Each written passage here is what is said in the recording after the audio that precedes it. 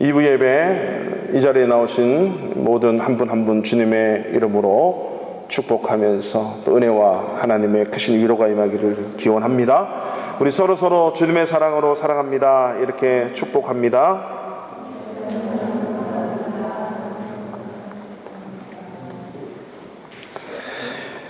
오늘은 성령 강림 주일 절 이렇게 우리 교회 카렌더에 보면 기록이 되어 있습니다.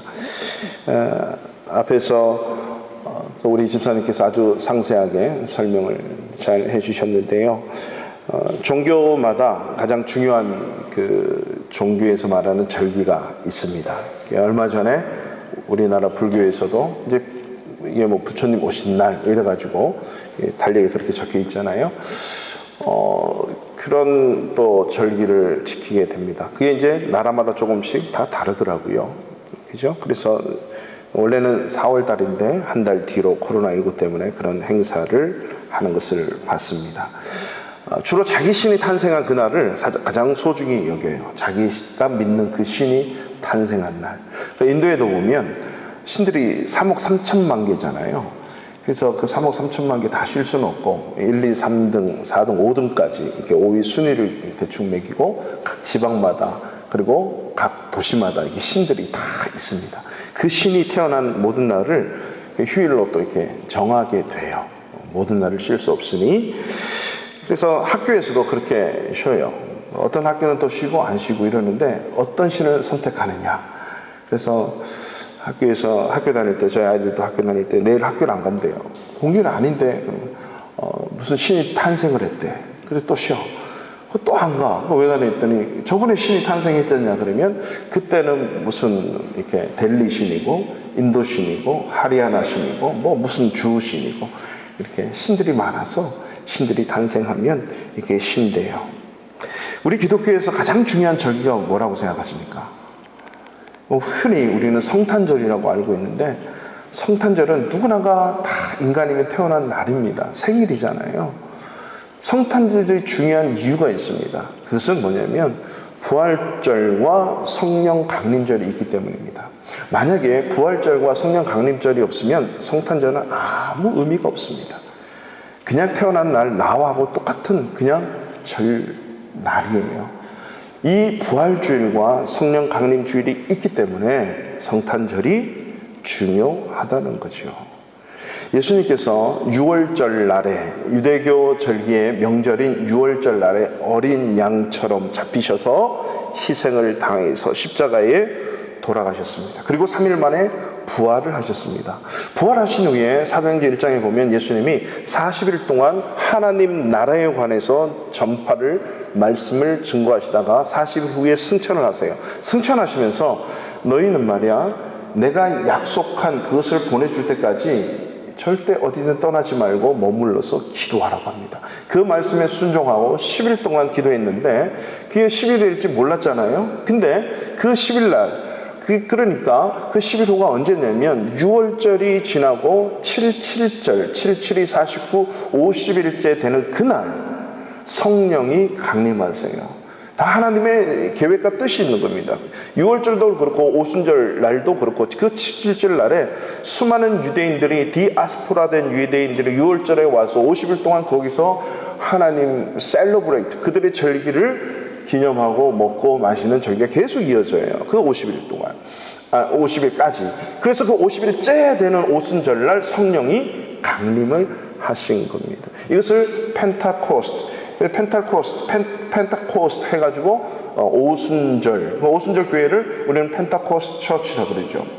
그래서 그 오순절날 성령이 강림하는 그 일이 벌어졌어요. 이것은 성령 초림, 성령이 한번 임하는 그 날을 정한 거죠. 이 성령의 오심으로 말미암아서 영적 가정인 교회가 시작이 된 거예요.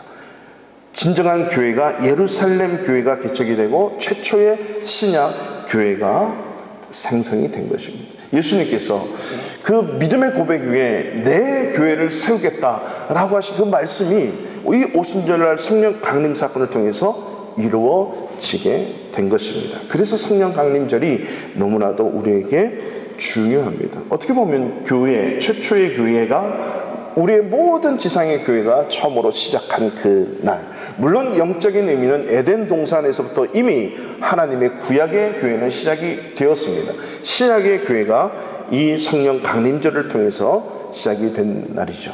우리가 오늘 16장을 읽게 되었는데, 요한복음 14, 15, 16장은 예수님이 지상에서 마지막으로 고별 설교를 하는 그 내용입니다. 그리고 17장에 이어지면서 예수님의 대제사장적인 기도를 아주 길게 기도하시는데, 이 기도 자체도 예수님의 말씀이죠.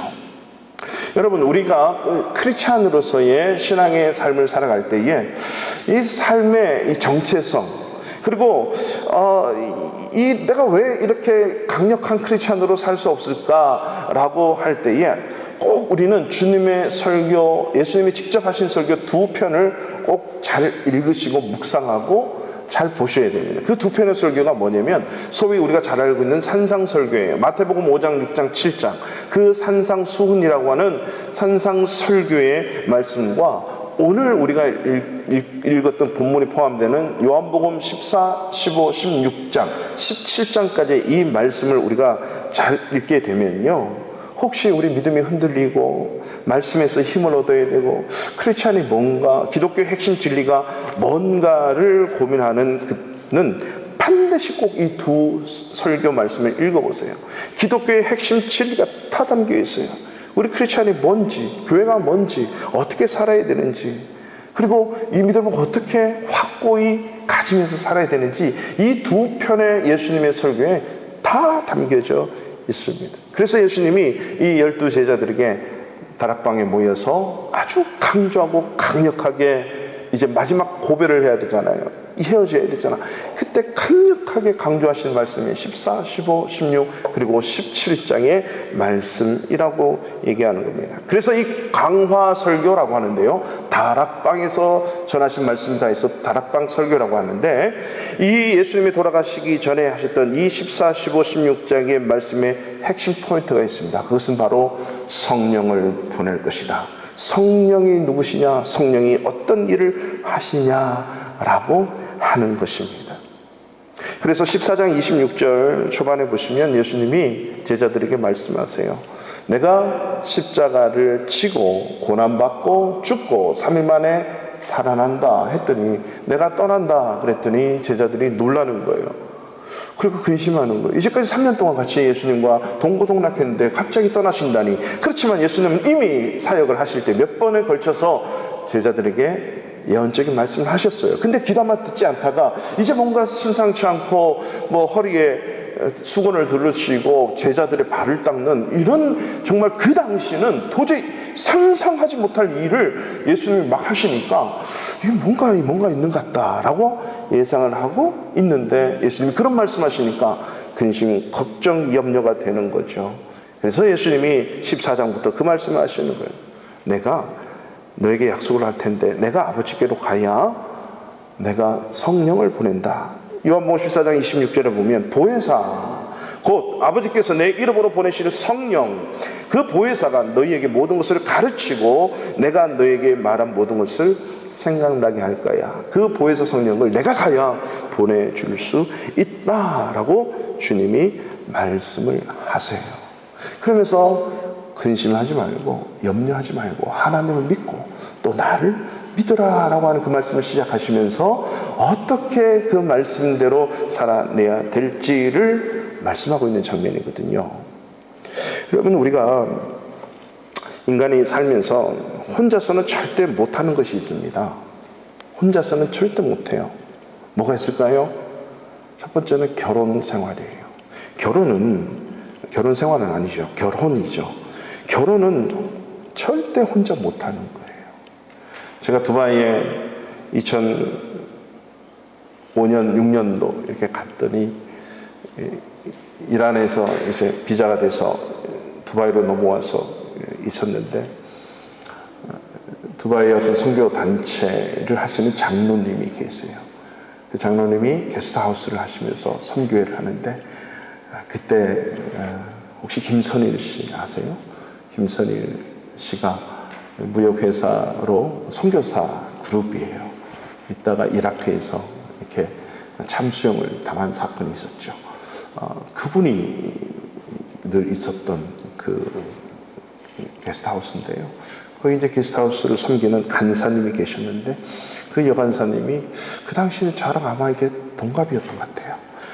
무슨 이제 기도하고 예배하면서 하다가 자기는 결혼을 했대요. 그래서 싱글 아니세요? 그랬더니 혼자 결혼했다는 거예요. 이게 뭐예요? 그랬더니 갈릴리 바다 언제 한번 갔는데 그곳에서 하나님께서 확실하게 말씀하셔서 예수님과 결혼하는 것으로 자기는 끝내고 사명을 복음 전하는 것에 생명을 다하겠다. 자기는 예수님과 결혼했다 이 표현을 쓰더라고요. 그래서 너무 감동을 받았어요. 이제 그 사도 바울처럼 독신의 은사를 확신하는 거거든요. 근데 그분이 혼자 결혼했을까요? 그렇지 않아요. 결혼은 절대 혼자 못하고 상대가 있어야 되잖아요. 마찬가지로 믿음 생활이라고 하는 것도요, 절대 혼자 못해요. 믿음 생활, 우리 기독교에서 믿음 생활, 신앙 생활은 반드시 성령님과 하는 것입니다. 이게 바로 믿음 생활이에요. 믿음 생활을 혼자 하고 신앙 생활을 혼자 한다 그렇죠? 그것은 종교 생활이에요.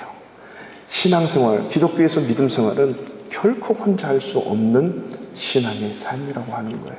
그래서 그 주님과 함께하는 자는 이 우리 가정이 소중하고 내 옆에 우리 성도가 소중하고 한 영혼을 생명 다해 섬기는 이것이 소중한 거예요. 그래서 우리 기독교는 철저하게 공동체성의 종교이면 종교라고 할 수 있는 거예요. 왜? 혼자 신앙생활 할 수 없다라고 하는 것입니다.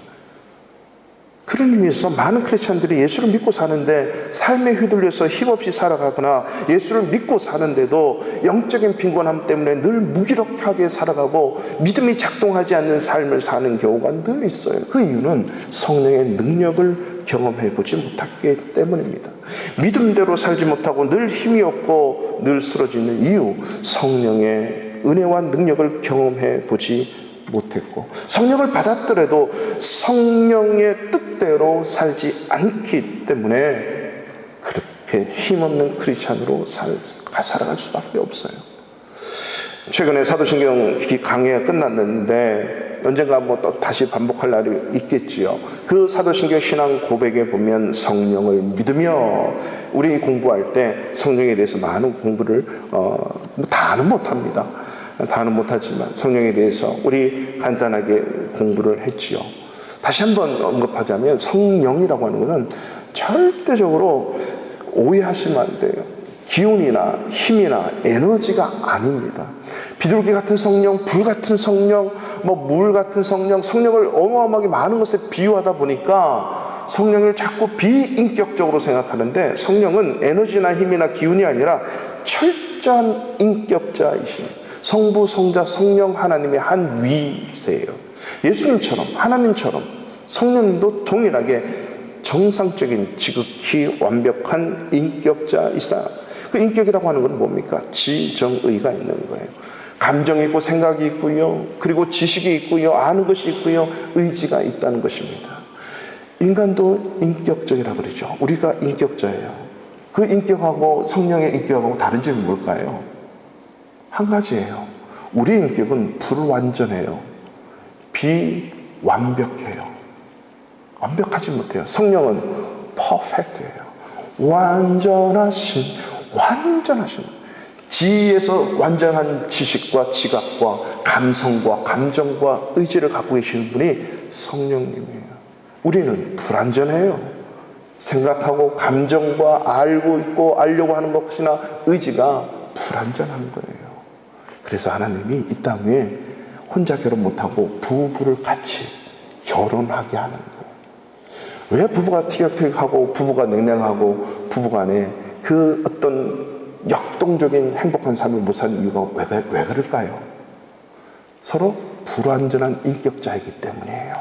죄성을 갖고 있는 인격자이기 때문에 서로는 늘 티격태격해요. 서로가 필요로 하고 요구를 하고 서로에 대해서 감정도 상하고 아프고 힘들기도 해요. 그래서 서로 맞춰가야 되는 게 부부라고요. 그런데 하나님, 성령님과 내 인격과 다른 점이 뭘까요? 하나님은 완벽한 인격자이기 때문에 불완전한 내 죄성 있는 이 인격을 다 받아주시고 이해하고 품을 수가 있어요. 만약에 부부 중에 한 편이라도 완벽한 인격자라면 부부싸움 절대 하지 않고 늘 행복해요. 만나면 기뻐요. 왜? 한 명이 완벽하기 때문에. 그 완벽한 분이 불완전한 그 상대방의 인격을 끌어안을 수 있기 때문에, 그렇지 못하기 때문에 그 부부의 왕, 부부의 주인 하나님 성령님을 왕으로 삼아야 부부가 온전하게 하나 되고 연합하고 되어질 수 있다. 우리가 예수 믿는 것은 예수와 연합하고 예수와 하나 된다는 표현을 쓰죠. 바로 그 예수와 연합하고 하나 되는 것은 성령으로 말미암아 하나 된다는 거죠. 바로 우리 부부 생활이라고 하는 것, 교회와 그리스도를 말하지 않고 생각할 수 없다고 말씀드렸죠. 부부관계가 그런 거예요. 그러니까 성령이 나와 함께 하시는 거는 마치 부부가 인격과 인격의 삶을 살아내듯이 성령이 나와 함께 한다면 인격과 인격이 만나 신앙의 삶을 살아내는 거예요. 마치 그것과도 흡사 같은 원리라고 하는 거죠. 그렇기 때문에 우리가 성령으로 다스림받는 성령 충만이 받아야 진정한 크리스찬으로서의 삶을 사는 성령의 사람이 될 수 있는 거예요. 그래서 크리스찬 그러면 성령의 사람이 되는 것, 이것이 바로 크리스찬이라고 하는 것입니다. 이 성령님은 언제부터 계셨느냐? 구약에서부터 계셨다는 거죠. 천지 창조 때부터. 그래서 창세기 1장 1절에 태초에 하나님이 천지를 창조하시니라 하고 2절에 바로 땅이 혼돈하고 공허하며 흑암이 깊음 위에 있고 하나님의 영은 수면 위에 운행하시니라. 하나님의 영은 수면 위에, 즉 그때부터 성부 성자 성령의 하나님은 계셔서 이 창조 사역의 모든 사역들을 다 감당하셨던 그분이에요. 자, 이 천지를 창조하신 그 성령님께서 가장 작고 작은 이 밴댕이 같은 이 인간의 마음 속에 예수 믿는다고 해서 쏙 들어올 수 있다는 것은 너무 신비스러운 일 아닙니까? 그리고 우리가 그 안에 들어가고 연합하고 하나 되는 것, 마치 부부가 서로가 연합하고 하나 되듯이 우리가 예수를 믿는 그 순간에 성령이 내 안에 오신다. 천지 창조를 하고 우주 만물보다 더 크신 그 하나님이 어떻게 이 좁고 좁은 이 속에 들어와 계실까요? 우리를 영으로 창조하셨기 때문에, 영적 존재로 창조하셨기 때문에 그것이 가능하다는 거죠. 그래서 우리가 성령 안에 거하고 성령이 우리 안에 거하는 거, 연합하고 하나 되는 이 원리는 부부의 원리가 똑같은 거예요. 성경적 가정의 회복, 바로 성령 앞에 서는 가정, 성령으로 충만한 가정, 성령의 다스림을 받는 인격과 인격이 부부의 삶을 살아갈 때, 부모와 자녀 간에 이 성령이 운행하고 작동할 때 가능하다는 거죠. 하나님이 그렇게 우리에게 허락하신 거죠.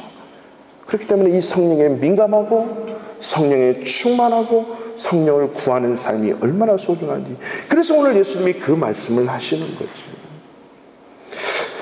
자, 이제 뭐 구약의 성령에 대해서는 우리가 말씀을 좀 봤습니다만, 신약에 이렇게 넘어오면 예수님께서 이제 승천하시면서 성령에 관한 말씀들을 이렇게 하세요. 예수님이 반드시 가야 성령이 오신대요. 그러면 이 성령이 오셔서 하신 일은 무엇일까요? 성령께서 하시는 가장 중요한 그 일 한 가지, 오늘 예배 드리는 저와 여러분들 반드시 이것을 기억하셔야 돼요. 성령이 무슨 일을 하시느냐, 가장 중요한 일, 그것은 예수님이 하신 그 일을 하는 거예요. 자, 이것을 대전제로 우리가 알아두셔야 되는데 7절 말씀을 보세요. 7절 시작. 그러나 내가 너에게 실상을 말하노니 내가 떠나가는 것이 너에게 유익이라. 내가 떠나가지 아니하면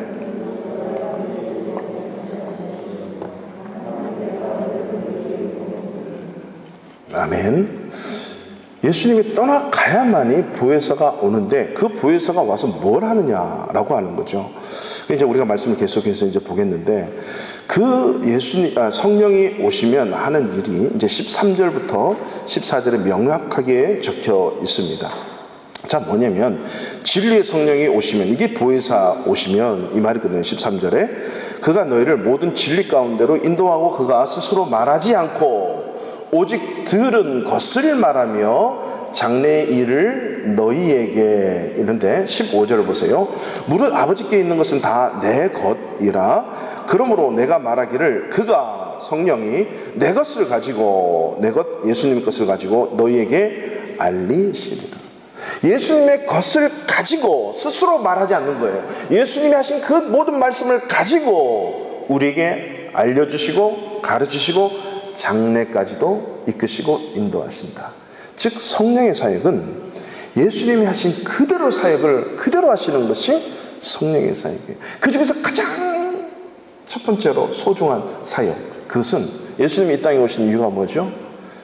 저희 자기 백성을 저희 죄에서 구원하는 자가 예수, 호세아, 여호수아, 지저스라고 하는 거예요. 예수의 이름의 뜻이 자기 백성을 저희 죄에서 구원하는 거예요. 죄인을 구원하는 이 사역이 성령님이 가장 중요하게 하시는 사역인 것이에요. 교회가 영혼 살리고 세우는 이 사역은 예수님이 이 땅에서 죄인들을 구원하러 오시는 거예요.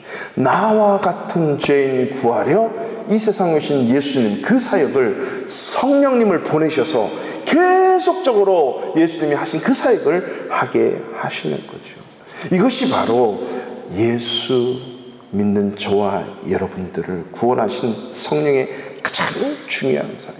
자, 그러면 성령을 받았습니까? 라고 했을 때 내가 받았나 안 받았나 이걸 잘 모르는 경우가 많이 있어요.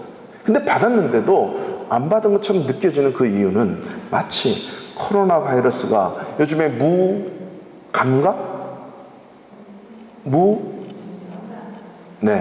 증상이 있어서 옮겨지는 게 많다며요. 검사해야 나타나는 거예요. 자, 검사는 우리가 말씀에서 검사를 하면 돼요. 말씀에서. 이 고린도전서 12장 3절에 보면 성령으로 아니하고는 예수를, 그러니까 그 예수라고 하는 그 인물을 구원주, 인생의 주인으로 말하지 않는다. 성령으로만이 예수님을 구세주, 인생의 주인으로 말할 수 있다. 마치 이런 거예요. 베드로가 예수님 보고 그렇게 고백을 하잖아요. 주는 그리스도시요 살아계신 하나님의 아들입니다. 이렇게 고백했더니 예수님이 복되도다 바요나 시모나, 너가 그렇게 말할 수 있는 것은 네 혈육의 힘으로, 네 의지와 네 지식으로 한 것이 아니고 하늘의 하나님 아버지께서 그렇게 가르쳐 준 거야 라고 정리정돈을 해주세요. 베드로는 내가 했는데요, 내가 고백했는데요 이러지 않잖아요. 그렇게 고백한 것이 누가 하게 하셨다고요? 하나님이 그렇게 고백을 하게 했다. 왜? 성령님이 그렇게 고백할 수 있도록 마음에 이미 계시는 거예요. 말씀으로 그렇게 확인 테스트를 해주시잖아요. 확진을 해주시는 거예요.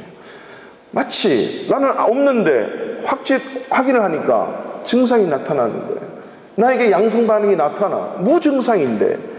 그런 것처럼 우리가 성령이 우리 가운데 있다는 증거는 그 예수님이 내 인생의 구세주로, 내 죄 때문에 십자가에 돌아가셔서 나를 구원하신 구세주로, 내 인생의 주인으로 믿어지는 거거든요. 믿는 거거든요. 이게 인격적 고백이에요. 지정 의를 통해서 예수님께 고백하는 것. 이 고백은 그냥 되어지는 것이 아니고 성령께서 하시는 거예요. 그러면 성령이 다 있어요. 특별히 오늘 이 자리에 앉아 계시는 분들은요, 100% 성령을 다 받으신 분이에요. 여러분, 교회 오기가 얼마나 힘든지 아세요? 예배 자리에 온다는 거는요, 기적과 같은 일이에요. 하나님은 어떤 무엇도 실수로 하지 않잖아요. 실수로 교회 오지 않아요. 내가 그냥 누구 따라오고 억지로 온 것 같고 끌려온 것 같고 오늘 기분 열받아서 교회 오기도 싫은데 어쩔 수 없이 온 것 같고 하지만 그건 다 하나님의 성령께서 우리의 지정의를 누르고 완벽하신 하나님이 이끄시는 거예요. 그래서 우리 예수 믿고 성령 체험하면 다 고백하잖아요. 내가 고등종교 하나를 선택해서 예수를 믿은 것 같고 주일날 내 발로 걸어서 교회 온 것 같은데 예수 만나가 보니 다 하나님의 계획과 작정하신 은혜더라 고백하잖아요. 그것은 이미 성령께서 우리 가운데 역사하셨다는 거거든요. 제가 청년 때요, 믿음이 막 충만해서 교회 안 오는 한 청년이 있었어요. 목사님 사모님의 명을 받고 어떻게 해서 내 교회 데리고 와라. 그래서 우리 청년들 몇 명이 데리고 제가 주동자가 돼가지고 그 청년이 방아에 이렇게 앉아가지고 벌벌 떨고 있어요. 그 청년을 들고요. 4명이 들었던 것 같아. 봉고차에 싣고 봉고차에 움직이고 아무튼 교회 왔어요. 데려와서 예배 드리는데 갑자기 일어나가지고 달려가는데 아무도 그 청년을 막지를 못해요. 너무너무 힘이 세가지고. 이 사탄의 힘은요 이만큼 세요. 이 교회 문턱 넘는 이 자체가 얼마나 힘든 건지. 여러분 교회 오는 자체가 얼마나 하나님의 큰 은혜인 줄 아세요? 예배 드릴 수 있는 자체가 얼마나 큰 은혜인 줄 아세요? 말씀 앞에 머물고 기도 앞에 머물 수 있다는 이 자체가 얼마나 큰 은혜인 줄 아세요? 이게 다 성령께서 하신다. 그러면 이렇게 예수 믿는 우리 가운데 오셔서 이 성령은 그냥 예수 믿고 땡 많으냐? 그게 아니라고 하는 거죠. 바로 예수 믿게 하신 그 성령이 우리 가운데 계셔서 하시는 사역이 오늘 몇 가지로 정리되고 있습니다. 그래서 성령께서 우리 안에 오셔서 하신 일, 첫 번째는 우리를 말씀이 생각나게 하고 기억나게 하신다는 거죠. 4절 말씀 다 같이 읽겠습니다. 시작. 오직 너희에게 이 말을 한 것은 너희로 그때를 당하면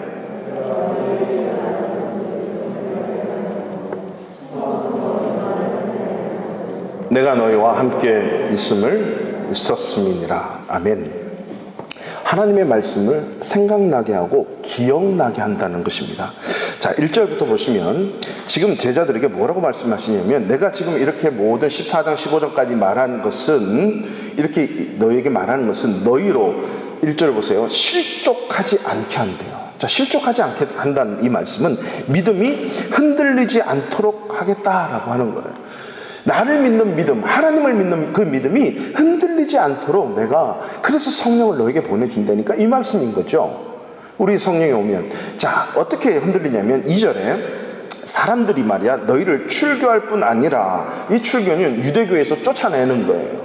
너희는 더 이상 유대교가 아니야. 다른 유대교야. 이 원수 예수를 믿는 것은 이거는 있을 수가 없어 하면서 유대인들이 유대교에서 출교를 명령합니다. 이게 이름을 재버리죠. 너희는 더 이상 아브라함의 자손이 아니야. 즉 그때가 이르면 무릇 너희를 죽이는 자가 생각하기를 이제 유대인들이 예수님을 앞으로 죽이듯이 그렇게 앞으로 죽일 거란 말이죠. 스데반을 죽인 것처럼 이것이 뭐라고 이제 그들을 죽이면서 뭐라고 하냐면 하나님을 섬기는 일이다 라고 얘기한다는 거죠.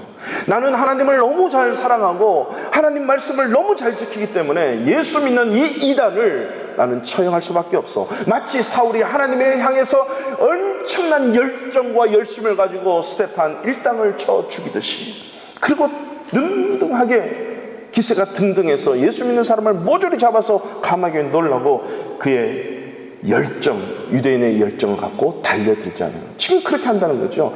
마찬가지로 너희 또한 그렇게 할 거야 라고 예언하는 겁니다.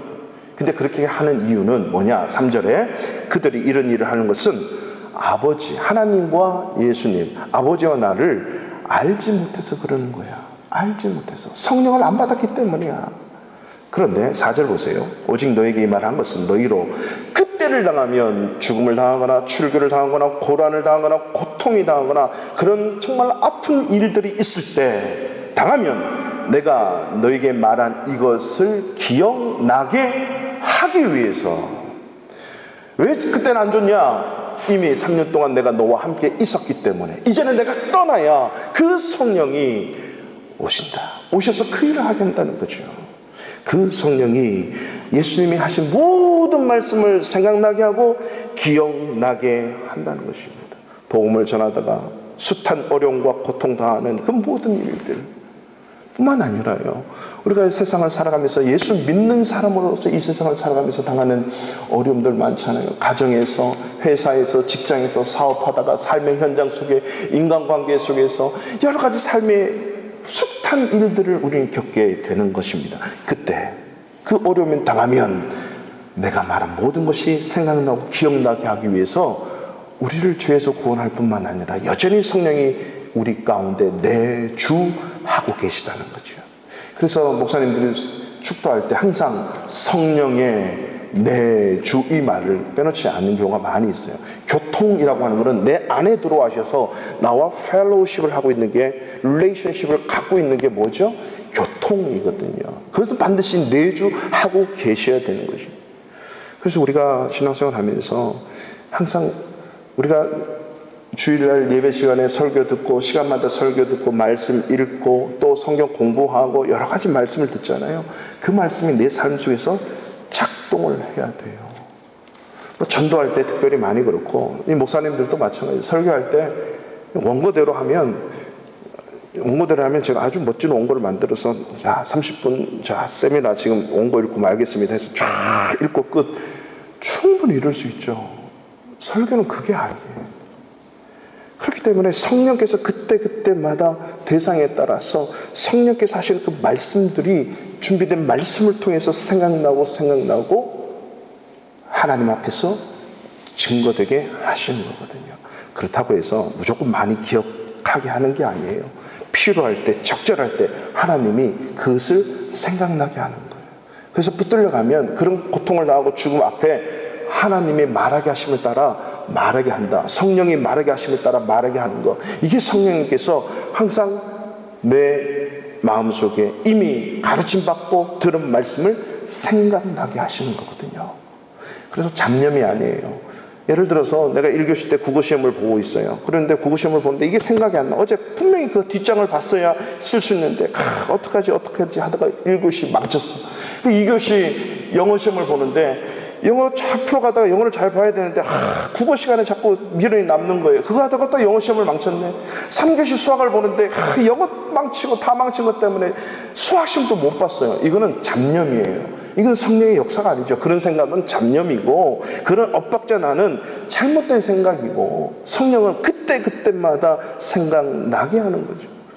예배 시간에 와가지고 말씀을 읽다가 집안에 오늘 아침에 밥을 먹고 이 가스불을 껐는지 안 껐는지 문을 잠궜는지 안 껐는지 내 키가 어디 있는지 뭘 어디에 놔뒀는지 내일 뭘 해야 될지 오늘 예배 마치고 누굴 만나야 되고 어딜 가야 되는데 이 생각들은 성령이 하시는 게 아니죠. 잡념들이라고 하는 거죠. 그래서 하나님께서는 항상 우리가 이 땅을 살아가면서 예수 믿는 자들에게 성령으로 내주하신 이유는 우리가 부족하고 연약하고 삶을 살아가면서 여러 가지 삶의 고통과 어려움 당할 때 우리를 도와주시려고 생각나게 하신다는 거죠. 그래서 로마서 8장 26절에 보면 이와 같이 성령도 우리의 연약함을 보혜사 도우시나니 우리는 마땅히 기도할 바를 알지 못하나 오직 성령이 말할 수 없는 탄식으로 우리를 위하여 친히 간구한대요. 그러니까 성령님이 이미 우리 가운데 오셔서 우리가 연약하고 힘들고 엎어지고 정말 고통당할 때 우리를 위해서 탄식하면서 기도하고 계시는 거예요. 누가 이제 반응해야 되죠? 내가 반응하면 돼요. 이 불완전한 이 인격체가 하나님 어떻게 해야 됩니까? 도와주세요. 갈 길을 알려주세요. 저는 모르겠습니다. 그러면 말씀으로 생각나게 하고요. 그 말씀으로 가르쳐 주시기도 한다는 거죠. 이 모든 말씀에서. 그래서 예수님이 그런 말씀을 하는 거예요. 환난 날에 나를 부조를 그리고 밤낮 부르시는 그 기도를 들어주지 않겠느냐. 강하고 담대하라. 세상을 이겼다. 이제는 더 이상 너희가 싸울 게 아니고 이미 이길 싸움을 싸운 거야. 라고 내 믿음이 왜 그렇게 적느냐? 왜 믿음이 없느냐? 계속적으로 말씀하시면서 모든 일상의 삶 속에서 믿음으로 살아가게 하고 힘주시고 도와주시려고. 때로는 하나님 안 계시는 것 같죠. 때로는 하나님이 나를 버리신 것 같고 사망에 그냥 내버려 두고 선고를 한 것, 사형 선고를 한 것 같은 그런 느낌이 들 때도 있잖아요. 그럴 때 로마서 8장 37절을 말씀하시는 거죠. 그러나 이 모든 일에 우리를 사랑하시는 이로 말미암아 우리가 넉넉히 이기노라. 내가 확신하노니 사망이나 생명이나 천사들이나 권세자들이나 현재 일이나 장래 일이나 능력이나 높음이나 깊음이나 다른 어떤 피조물이라도 우리를 우리 주 예수 그리스도 안에 있는 하나님의 사랑에서 끊을 수 없느니라. 한번 성령이 믿어지면요 절대 뭐라고? 안 끊으시는 거예요. 그 사랑이 끊어질 수 없어요. 예수님도 부부 한 남자 한 여자가 만나서 하나님이 짝 지어준 것을 인간이 칼르지 못한다라고 말씀하신 것처럼 한 번 짝 지어준 것은 인간이 끊을 수 없다는 거예요. 그 어떤 인간의 피조물이라도 끊을 수 없어요. 어떤 것도. 이게 부부 부부 관계예요. 마치 성령이 우리 가운데 오셔서 절대로 떠나지 않고 절대로 끊어지지 않게 하는. 문제는 비완전한, 불완전한 내가 완벽한 그 성령을 의지하고 그 하나님께 달려가는. 예수님도 성령에 이끌려서 사탄에게 시험을 받잖아요. 성령에 이끌려서 사탄이 유혹을 해요. 얼마나 힘드시겠어요. 예수님도 이 돌을 갖다가 떡으로 만들어봐, 못할까요?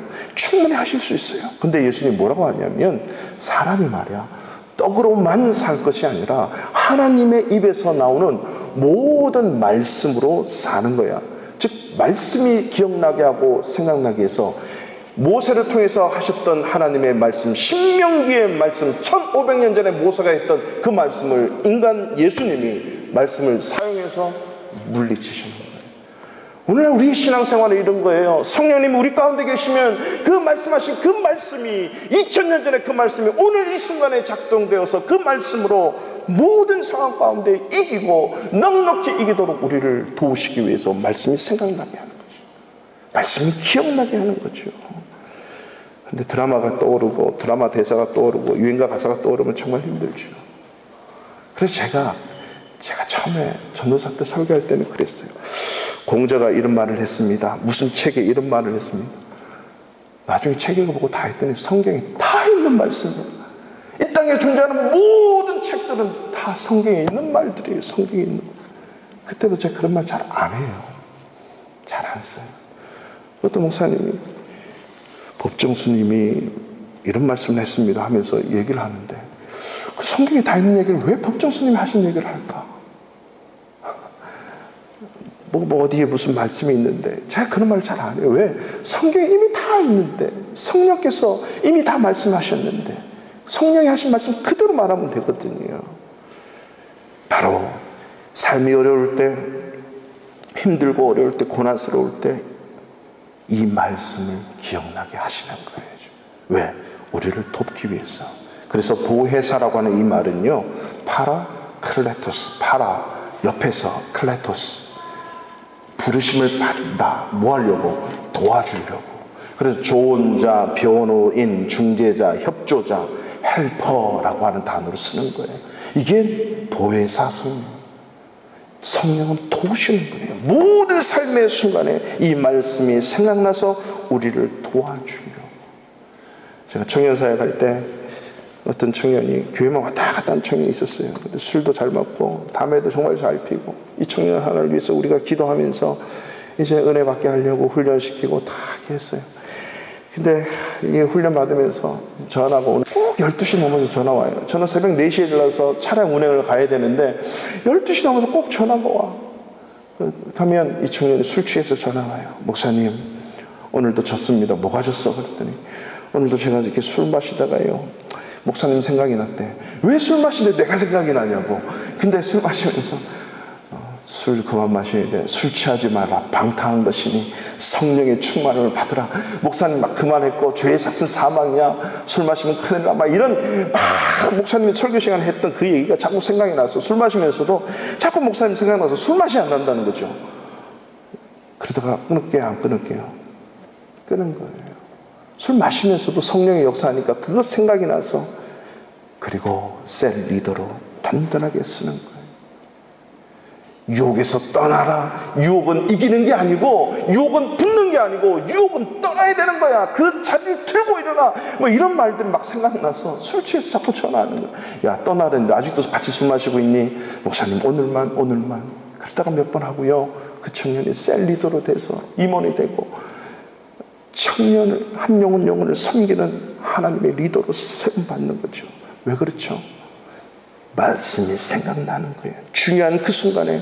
그리고 말씀이 생각나게 해서 그 말씀을 행하도록 하는 거죠. 그리고 둘째로 성령이 우리 가운데 있는 이유는요, 책망하신다는 거죠. 자, 우리 8절 말씀 다 같이 한번 읽겠습니다. 시작. 그가 와서 죄에 대하여, 아멘. 그가, 보혜사가, 성령이 와서 책망하는데, 뭐에 대해서? 죄에 대해서, 의에 대해서, 심판에 대하여 세상을 책망한대요. 여기서 책망은 무조건 뭐 꾸지람하고 이런 의미를 얘기하는 게 아닙니다. 이 책망은 뭐냐면요, 진실과 진리를 알 때까지 계속 두드리는 거예요. 예수님이 마치 문 밖에 서서 그 문을 열 수 있도록 어떻게 하는 거예요? 계속 두드리는 거예요. 요한계시록 3장 10절처럼 계속 두드리는 이 작업, 이게 뭡니까? 책망하시는 거예요. 그리고 결국 우리의 마음을 열고야만은, 우리가 동의할 때, 우리가 연합하고 한 몸이 될 때 어떻게 합니까? 그 진실을 알 때까지 계속적으로 두드리시는 거예요. 그 성령이 그렇게 책망을 하신다는 거죠. 어떻게 책망해요? 세 가지에 대해서 책망하신다 그러죠. 첫 번째는 죄에 대하여 책망을 하는데, 죄에 대하여라 함은 9절에 보세요. 그들이 나를 믿지 아니함이요. 죄가 뭡니까? 예수 안 믿는 게 죄입니다. 그러니까 내가 예수 안 믿을 때 그것은 죄의 문제였다는 거죠. 죄인이었다는 겁니다. 근데 예수님으로 말미암아 예수 그리스도의 말씀을 받아들이고 예수를 믿게 되는 거죠. 자, 예수님을, 너희가 십자가에 못 박은 그 예수님을 하나님이 다시 살리셨다, 이렇게 이제 베드로와 스데반이 설교를 했는데요. 자, 십자가에 예수님을 못 박은 건, 누가 십자가에 못 박았어요? 2000년 전에 로마 병정이 십자가에 못을 박았잖아요. 근데 그 십자가에 못 박은 주체가 누구냐면 죄. 그 죄가 십자가에 예수를 못 박았다. 나의 죄가. 그 예수를 다시 살리셨다. 아멘. 이렇게 믿는 거거든요. 그러니까 죄에 대한 게 뭐냐면, 그 죄는 어떤 죄냐면 예수 안 믿는 것이 죄예요. 도덕적이고 윤리적이고 인격적이지만 예수 안 믿으면 죄예요. 아무리 공의, 정의, 아무리 진리, 진실하다 해도요, 인격적이다 해도 죄송하지만 예수 안 믿으면 죄인으로 죽게 돼요. 예수 안 믿는 죄가 가장 큰 죄라고 하는 거죠. 우리 그 다음에 구원을 받게 되면 이제는 그 다음 문제예요. 도덕적이고 윤리적이고 인격적으로 살도록 그 죄가 어떠한 죄인지를 깨닫게 하는 거예요. 이게 바로 성령께서 오셔서 죄에 대해서 책망을 하시는 겁니다. 오만한 자의 자리가 어디 있고, 악인의 꾀가 어떤 거고, 악인의 죄의 길이 어떤 건지를 알도록, 그 죄가 뭔지 책망하는 거예요. 알도록 하는 거예요. 이게 죄야, 이렇게 살면 안 돼 라고 믿는 자들에게 계속적으로 말씀하시는 거죠. 이게 죄에 대하여 책망하시는 거예요. 두 번째 10절 보세요. 의에 대하여라면 내가 아버지께로 가니 너희가 다시 나를 보지 못합니다. 자, 의에 대하는데 아버지께로 간다, 이게 무슨 말일까요? 예수님이 아버지께로 가기 위해서는 앞에서 다 설명이 끝난 거라고 하는 거죠. 십자가에 달리시기 위해서 고난 받으셔야 돼요. 붙잡히셔야 돼요. 그리고 십자가에 못 박히셔야 돼요. 돌아가셔야만 됩니다. 즉 예수님의 그 십자가의 은혜, 십자가의 공로, 십자가의 그 사건과 부활을 통해서만이 하나님의 의가 이루어져서 우리가 의로워진다, 이 말씀이죠. 의에 대해서 책망한다는 것은 너희의 의는 하나도 없어, 네가 잘나서 예수 믿고 네가 네 발걸음으로 예수 믿은 것 같지, 그게 아니고 예수 그리스도의 십자가의 공로로, 십자가의 의로만이 너희가 의로워질 수 있다는 거예요. 그래서 로마서와 갈라디아에서 믿음으로 의롭게 되나니 행위로는 전혀 의롭게 될 수 없는, 이 땅의 모든 인간이 도덕적으로, 인격적으로, 윤리적으로 자기의 의를 세워보려고 하지만 그거는 다 죄인이고 허사인 거죠. 그는 자기의 의예요. 자기의 공로이죠. 내 능력이라고 얘기하는 거죠. 그렇지만 우리 믿는 자들은 십자가의 공로, 십자가의 의 때문에 우리가 구원받고 하나님의 사람으로 살아갈 수 있는 것. 그래서 예수님이 십자가를 지고 아버지께로 가야만이 완전한 공의가 이루어질 수 있다라고 하는 것입니다. 여러분, 요셉과 다니엘이 이방나라 이집트 바벨론에 붙들려가서 꿈 해석을 하잖아요. 많은 사람들이 그 유대인 요셉, 유대인 다니엘 너무 꿈 해몽을 잘합니다. 너무 지혜롭고 어떤 우리나라의 박수들, 점쟁이들보다 뛰어나요. 그래? 이야, 네가 그렇게 뛰어나다며, 네가 그렇게 지혜롭다며, 이렇게 요셉과 다니엘을 칭찬했을 때 이 요셉과 다니엘의 답이 뭐예요? 내가 그런 것이 아니고 내가 믿는 하나님이 나에게 말씀하시기를, 내가 믿는 하나님이 나에게 지혜를 주셔서 모든 영광을 하나님께 다 돌리는 거예요. 내가 배운 지식, 내가 배운 지혜, 내가 한 이 모든 것이 하나님의 은혜였습니다. 하나님이 주셨습니다. 하나님께로 돌리는 것, 이게 하나님의 의예요. 우리의 의는 아무것도 없다는 거죠. 왜? 성령이 내 안에 계셔서 그렇게 일을 하시는 거죠. 세 번째로 심판에 대하여 11절에 하면 이 세상 임금이 심판을 받았습니다. 자, 심판에 대했는데 이 세상 임금이 심판을 받았다, 이 말은 또 무슨 함축적인 의미가 있습니까? 이 땅의 모든 재판은 누가 합니까? 왕이에요. 즉 권력자가 하는 거죠. 근데 그 권력자의 또 심판을 받았다. 즉 이 땅 위에 온전한 것은 아무것도 없어요. 마지막 모든 심판은 하나님이 하신다는 거죠. 하나님이. 인간은 선악과를 따먹은 이후에 항상 자기가 선악을 판단하게 돼 있어요. 이건 옳고 이건 틀리고 자기의 소견대로 살거든요. 우리 예수 믿는 사람은 자기 생각으로 살아서는 안 됩니다. 자기 소견이 아니에요. 하나님의 뜻 가운데. 목사도 때로는 자기 소견을 얘기할 수 있어요. 그러면 목사님 이거는 아닌 것 같습니다. 말씀에 이런데 하나님의 말씀을 얘기할 수 있어야 되는 거죠. 왜? 하나님이 심판하시는 거죠. 이게 바로 하나님의 잣대, 하나님이 심판하는 것으로 보여주는 거예요. 근데 내가 하나님 되면 이것도 하나님이 싫어하는 거죠. 하나님의 말씀이 이 모든 것들을 판단하실 수 있도록 올려드리는 것. 그렇기 때문에 이 세상에서 많은 것들을 심판하면서 하는데 하나님은 이미 그들을 심판하실 거고 하셨다라고 하는 거죠. 바로 성령님만이 진정한 심판에 대해서 알려주시고 우리를 이끄신다. 이 심판에 대해서 책망을 하신다라고 하는 말씀입니다. 책망한다. 진리와 진실을 알도록 끝까지 우리를 두드리신다. 이 말씀을 기억하십시오. 세 번째로 성령의 하나님이 우리 가운데 믿는 자에게 계시면서 사역하시는 것은 철저하게 인도하신다는, 이끄신다는 거죠. 그렇게 이렇게 끌고 가시는 거예요, 성령님이. 자, 볼까요? 13절입니다. 시작. 그러나 진리의 성령이 오시면 그가 스스로 말하지 않고 오직 들은 것을 말하며 장래의 일을 너희에게 알리시리라. 아멘. 할렐루야. 성령이 오시면, 오늘 말씀 제목입니다. 그가 너희를 모든 진리 가운데, 그 진리 가운데로 인도한다. 나는 길이요 진리요 생명이네. 누구에게로 인도한다고요? 예수님께로 인도하는 거예요. 수고하고 무거운 짐진 자들아 다 내게로 오라. 진리 가운데로 오라. 예수님께로 오라는 거예요. 예수님께로 이끄시는 거예요. 모든 고통스럽고 아픈 이 땅의 모든 크리스찬으로서 예수 믿는 사람들이 살아가면서 인생에 당하는 이런 크고 작은 일들을 다 어디 가운데로? 예수님 가운데로 끌고 가는 거예요. 이끌린다는 거죠. 계속 주님께로 인도하시리니 그가 스스로 얘기하지 않아요. 오직 어떻게? 들은 대로, 즉 예수님이 하신 말씀대로. 그러니까 사복음서에 있는 이 말씀만 잘 알아도요, 이단에 끌려가지 않고 내 마음대로 살지 않을 수 있습니다. 오직 예수님 원하신 대로 살 수 있는 거죠. 뿐만 아니라 장래의 일을 너에게 알린대요. 이 장래의 일은 점쟁이처럼 아는 그걸 얘기하는 게 아니고, 우리가 이 성령의 이끌림을 받으면서 진리의 말씀을 가지고 앞으로 어떻게 살아야 되는지까지도 다 알려주시는 거예요. 지금 모든 것이 힘들었고 앞으로 어렵지만 이 포스트 코로나라 그래서 앞으로 어떻게 살까요? 진리의 말씀에 다 있다는 거죠. 말씀이 다 하나님이 말씀해 주신다는 거예요.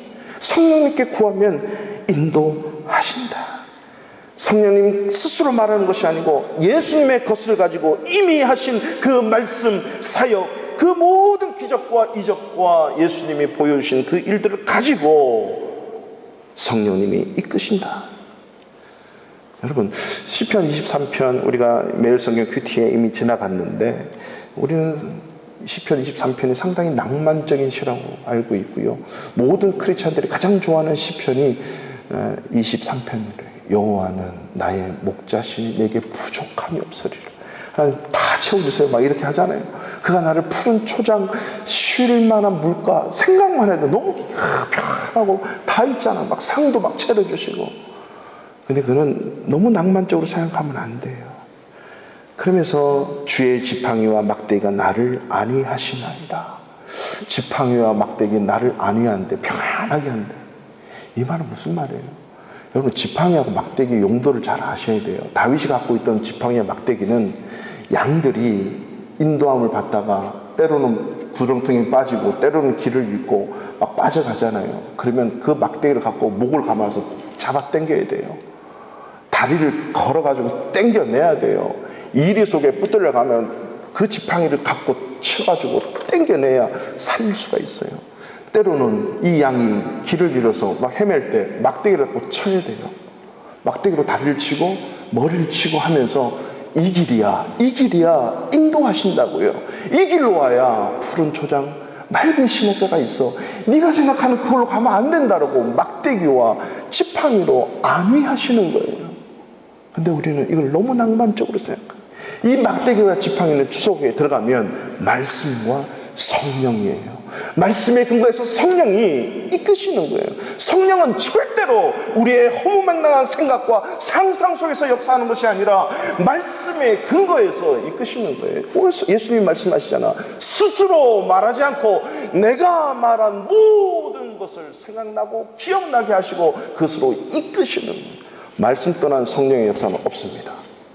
철저하게 말씀에 근거해서. 그래서 우리가 말씀 교육이 중요하고 말씀 알아야 돼요.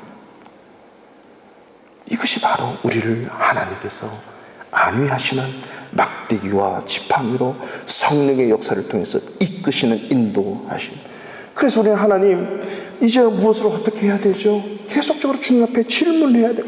내 안에 계시는 여보 오늘 밤에 뭘 먹지? 여보 내일 우리가 어딜 가지? 항상 이렇게 상의하시잖아요. 마찬가지입니다. 성령님과도 항상 묻고 질문하셔야 돼요.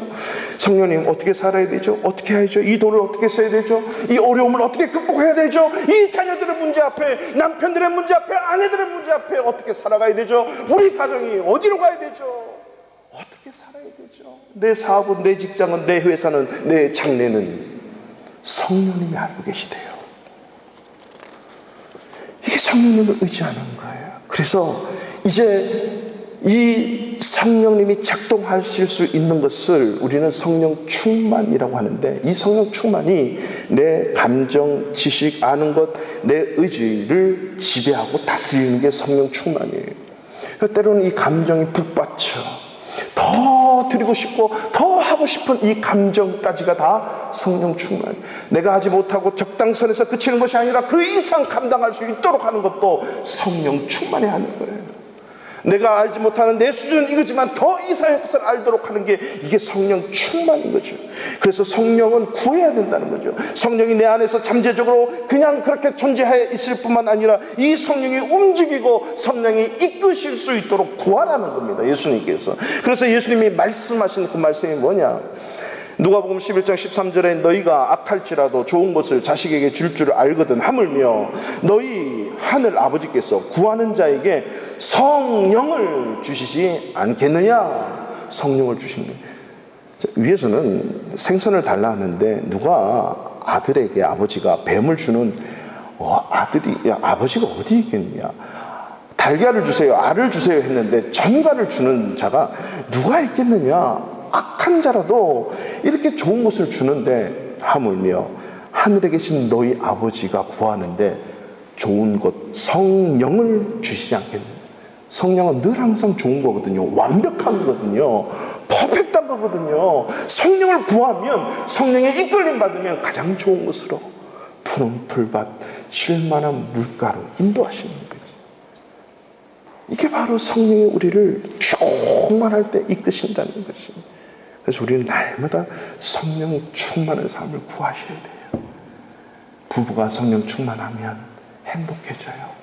부부가 성령 충만하면, 엄마, 아빠, 자녀지간에, 부모, 자녀간에 성령이 충만하면 순종이 이루어지고 노여워하지 않게 되고 젠틀해지고 성령 충만하면 회사에서 동료 간의 상전의 관계, 나라에 관하여 어떻게 살아야 되는지를 다 알 수 있다는, 그게 에베소서, 지난 시간에 우리가 봐왔던 에베소서의 말씀, 6장부터 5장 22절부터 시작되는 부부와의 관계, 부모와 자식 간의 관계, 사회생활을 어떻게 해야 되고 나라에 대해서는 어떻게 해야 되는지, 이 모든 말씀을 하시기 전에요, 앞에 바울이 꼭 한 말씀이 있어요. 그게 뭐냐면 5장 18절에 보면 술 취하지 말라, 이는 방탕한 것이니 오직 성령으로 충만함을 받으라.